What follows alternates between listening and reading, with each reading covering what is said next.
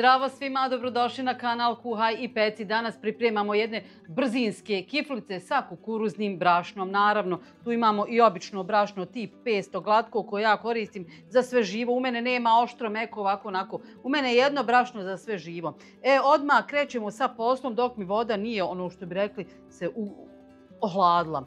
Treba nam ključala voda, a ovdje nam je kukuruzno brašno, ne griz, ne palijente, nego pravo brašno. Njega ćemo zakuhati bukvalno ključalom vodom i ostaviti da malo odstoji, pa vidimo se kasnije. Evo kako vidite, brašno smo bukvalno, što kažu, zavarili. Evo vidite, tu piše kukuruzno brašno sa vodenice. Da ne bude zabune, dakle ne pravimo sa palentom, sa krupicom, grizom, nego sa brašnom. Ovdje sam ugrijala mlijeko, dodajem otprilike ovako pola čajne kašike šećera i dodat ću jednu kašiku kvasca. To ćemo sve ostaviti da se aktivira fino. Taman će se za to vrijeme i ovo tijesto malo ovako ohladiti da možemo miješati sa rukama da se ne opržimo. Ako je toplo u prostoriji, ne morate čekati da kvasac skroz gore naraste. Evo, čim vidim balončiće, ja ću to odmah da krenem pripremati, da skratim vrijeme pripreme. Jako je toplo u kući, pa eto, vodite se po tome. Nekome će možda trebati puno više vremena da se kvasac aktivira i da hljeb nadođe, što god da radite. Često me pitate koliko nadolazi. To sve zavisi od vaše prostorije, od uslova u kojima živite. Sada ćemo ovo polako da istresemo u ovu posudu. Dodat ću pripremljeno ulje. Ja sam odabrala obično suncokretovo ulje. Vi možete i maslinovo ako želite. To je sad sve stvar ukusa, jel? Jednu ovako čajnu kašiku soli. I to ćemo odmah ovom kaščicom i lagano da promiješamo. I tu ćemo odmah dodati ovo pšenično brašno koje smo izvagali u ovu vrećicu da nam bude lakše. Tako. Odmah ću se poslužiti ovom malom varjačom da promiješam ove sastojke lagano.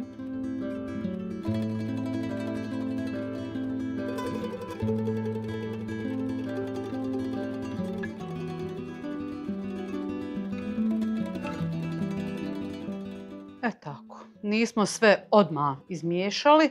Sada ćemo to uraditi zajedno sa ovim brašnom i umjesiti fino rukom.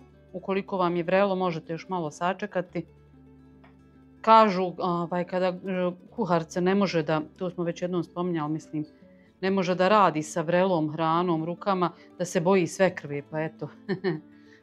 Sad ćemo da vidimo. Moram da stavim rukavicu.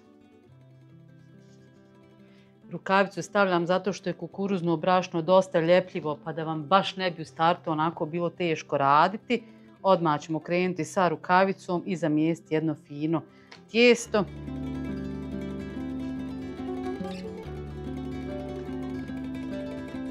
Evo, zamijesili smo dosta mekano tijesto.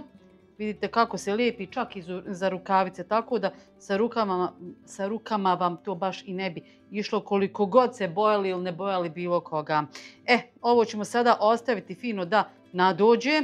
Ne treba to dugo čekati, s obzirom da je kukuruzno brašno u pitanju. Ono i ne može se aktivirati toliko i tako lijepo, tako vazdušasto kao što bi to bilo samo sa običnim brašnom, ali bit će super ukusno, što je najvažnije. Vidjet ćete na kraju kako će to da izgleda. Dakle, ovo ćete sada da pokrijete sa prozirnom folijom ili čistom krpom, ali bolje sa prozirnom folijom ukoliko krene gore da se diže, da vam se ne zalijepi za krpu. Nekako više volim sa folijom da budem sigurnija. Ostavit ćemo da nadođe, za to vrijeme ćemo da popijemo kafu, nećemo danas ništa da čistimo i da brišemo, to ćemo ostaviti neki drugi put. Ili, boga mi, momci nek se aktiviraju, pa nek šta fali, nek usisaju kuću. A ajmo mi kuhat kafu.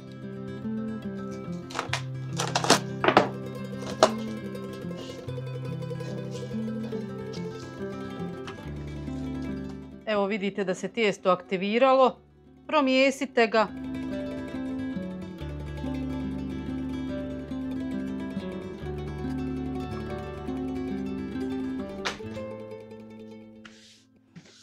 idemo raditi. Vidjeli ste da sam u međuvremenu premijesla malo tijesto. Eto, reko neka ga još malo da nadođe. I evo, nadošlo je konačno. Sve ću ovako sa špatulom da što više izbjegnem to lijepljenje po rukama dok ne dođemo sada do brašna.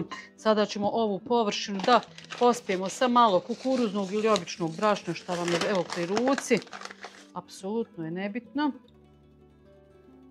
Prebacite tijesto na brašno.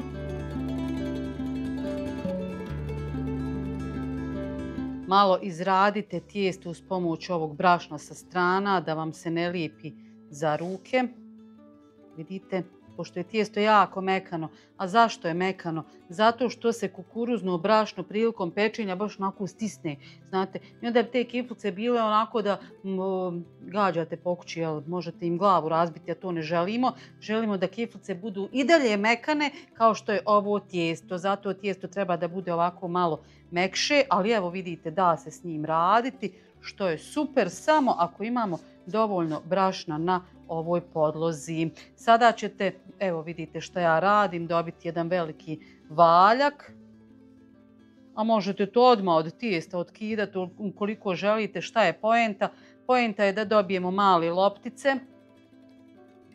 Evo, otprilike kao jedno jaje, vidite. I te ćete loptice redati tu gore, samo da stavim još malo brašna.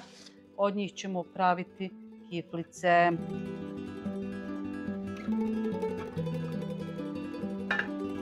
Ovo je sada već dosta lakši dio posla. Znači ono najteže, ljepljivo, smo izbjegli uz pomoć silikonske špatule ili jednostavno obične ove drvene.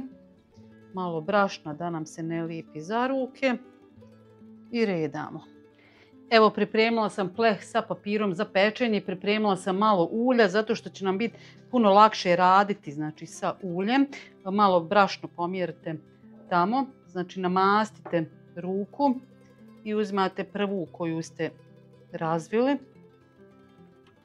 Možete raditi sa dvije ruke, nemojte previše tanjiti da vam ne bi pukle. Evo vidite kolike su otprilike kao jedna šaka, kao vaša jedna šaka, evo tako otprilike. I onda fino lagano motate.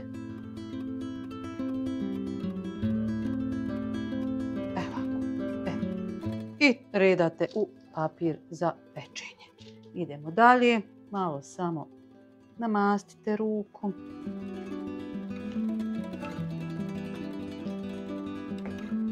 Napravite razmaka tako da tijesto može da nadođe. I tako ćete sve redati do kraja. Evo, kao što vidite, sve smo vrlo jednostavno završili. Dobila sam 20 kiflica. Ove ćemo u plehu pokriti odmah da se onako malo zagriju i da nadođu. Ove neka stoje.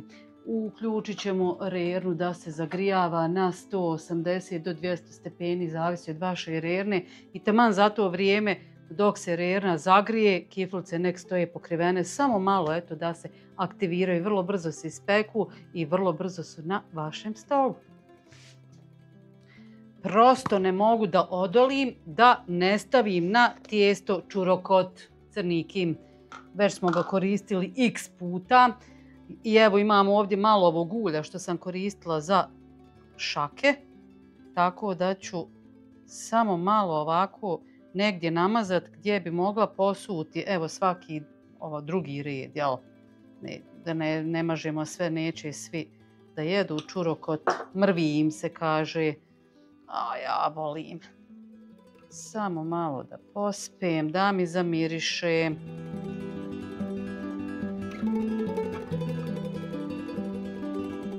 Ove ostale ću samo malo sa ovo masnoće što mi je ostalo da posolim. Evo, pripremila sam tu malo krupniju so. Sve ovo je sad igranje. Znači dorada, uljepšavanje, ovo sve možete, a i ne morate raditi. Apsolutno je nebitno. Bitno je da je tijesto odlično, da se s njim fino da raditi i da će biti ukusno. To je najvažnije. Da vidimo, ne smijemo presoliti. Tako. Vidite kako su kiflice nadošle i fino popunile taj prostor okolo. Neće se puno zalijepiti jedna za drugu i one sada idu u vruću rernu. Znači peku se na temperaturi od 180 stepeni. Sve ćete imati u opisu videa. Dakle, i vrijeme pečenja i količinu sastojaka koje sam upotrijebila. Eto, vrlo jednostavno. I evo ih. Prva tura je gotova. Stavljam malu tepsicu da se peče sa ostale 4. I evo, kao što vidite, to tako izgleda na kraju. Ne mogu one dobiti neke posebne boje. Zašto? Zato što je kukuruzno brašno, ali evo vidi se blago, samo blagu boju su dobile. Bitno je da su pečene i da su jako ukusne, a cijela kuća miriše. Kao što rekoh, sve podatke ću vam ostaviti u opisu videa, od sastojaka do vremena pečenja. To bi bilo sve za danas. Ako vam se dopada, lajkajte, prijavite se na moj kanal ukoliko to niste, pa se gledamo opet. Ćao!